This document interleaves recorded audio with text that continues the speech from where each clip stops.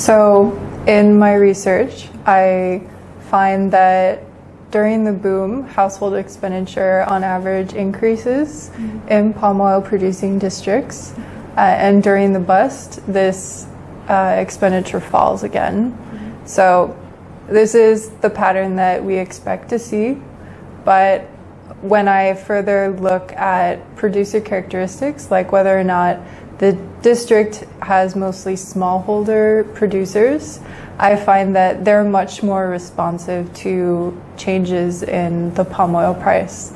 So during the boom, compared to corporate districts or districts with mostly like large estates and plantations, that smallholders are much more responsive to the price changes. So it doesn't really look like in corporate districts that they're really exposed to these prices. They're more insulated from price shocks. So I also look at new and established producer districts. I find that they're in much more of a position to benefit from the price boom, probably because they've made all of these upfront fixed costs before the price boom, and they're already producing. And compared to new producers who are kind of new on the stage, they still have to pay these upfront costs, and they're not as much in a position to benefit from the price boom.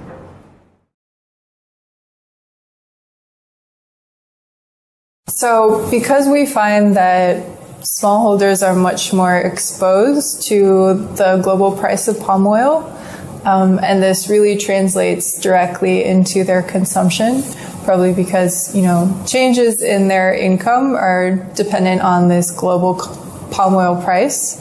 And so it's really translating directly into their consumption, which we, like economists, usually see as a problem because households should be smoothing their consumption. So if one way that households could do that is if they have more access to savings and credit.